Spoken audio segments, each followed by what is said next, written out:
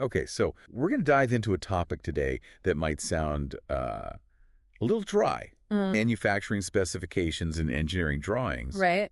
But honestly, it's way more fascinating than it sounds. Yeah. This is how stuff gets made, like how we go from an idea in our heads to an actual physical thing. Yeah, like the instructions. Exactly. It's the instruction manual for building anything, and it's all about precision communication. And a little bit of secret language, too, right? Definitely, there's like a whole visual language that uses symbols, Mm-hmm. and even like the thickness of a line has meaning. Uh-huh. We're going to decode all of that today. So let's start with the manufacturing specification. Okay. Imagine this like a recipe, but instead of baking a cake, you're building a car or a spaceship or whatever. Yeah, it's the roadmap, right? Tells you exactly how to build the thing. So what kind of stuff is in a manufacturing spec? Well, you've got the materials, first and All right, foremost. got to know what you're working with. Exactly. So it'll say, like, you need this type of steel or this kind of plastic, whatever it is, to make the part. And I guess that ensures like quality control too. Oh, absolutely. You got to make sure everything's consistent. Hmm. You know, you don't want to be using cheap materials when you need something strong. Makes sense. Makes sense. What else? Then you get into the technical details, so like dimensions. So like how big each piece is. Yeah, exactly. Length, width, height, all of that. And then there's something called tolerances. Tolerances. I've heard that term, but It's basically the margin of error you're allowed. Like, how much wiggle room do you have? give me an example. Sure. So let's say you're making a bolt and the spec says it needs to be 10 millimeters long, Right. but the tolerance is plus or minus 1 millimeter. Okay. So the bolt can be anywhere between 9 millimeters and 11 millimeters. And it's still okay. Yeah, and still considered within spec. Gotcha. So why are tolerances so important? I mean, think about it. If you're building something really precise, like a jet engine, Oh, yeah. Those things are complicated. even a tiny variation can throw the whole thing off. Is that... Yeah, big time. So tolerances are there to make sure everything fits together properly. I see. I see. Now, the source material we've got also mentions finishing details. Oh, yeah, the final touches. That's just about, like, making it look pretty, right? Well, that's part of it. Aesthetics are important, but it's also about functionality. Oh, okay. So, like polishing a surface to reduce friction. Ah, right. So it moves smoothly. Exactly. Or applying a special coating to protect it from corrosion. Makes sense. So it's not just how it looks, it's how it works. Precisely. Now let's move on to the visual side of things. Okay. Engineering drawings. This is where it gets really interesting. Yeah, it's like a whole other language. And there are these things called British standards or conventions, Uh-huh.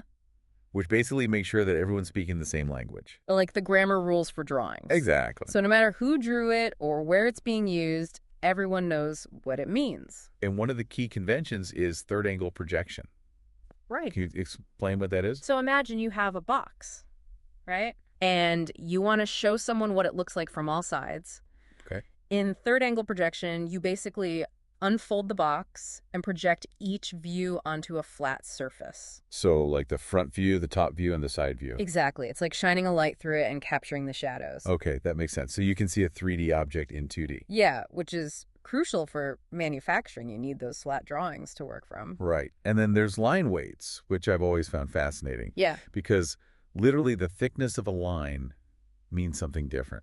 So explain that a little bit. Okay, so thick lines are usually used for visible edges, the stuff you can see from the outside. Gotcha.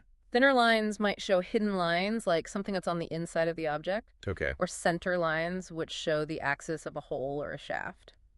And that helps the manufacturer understand how it all fits together. Exactly. It's all about giving them a clear visual picture. So there's like a whole hierarchy of lines. Yeah, you could say that. And then what about isometric drawings? Those always look kind of 3D to me. They use a special 30-degree grid to create a perspective view. Ah, so it looks like it's popping off the page. Exactly. It's great for visualizing complex assemblies, like how different parts fit together. Yeah, like a little model right there on the paper. Right. Now let's talk about some of those symbols and conventions, Okay. because there are a lot of them. Yeah, there's a whole library of them. And they all mean something specific, right? Yeah, each one's like a little instruction. So for example, Well, take the diameter symbol. okay, It's a circle with a line through it. I've seen that one. You see it everywhere on tire sizes on pipes. Yeah. And on a drawing, it tells the manufacturer exactly how wide a hole should be, or a shaft. So it's not just knowing the symbol, it's knowing what to do with that information. Yeah, it's about translating that symbol into a real-world action. And there are also things like dimension lines and extension lines and center lines, Uh-huh. which again aren't just random marks. They tell you specific measurements. And where things are located on the object. And then there's the title block, which always seems like a small detail, but Oh, it's crucial.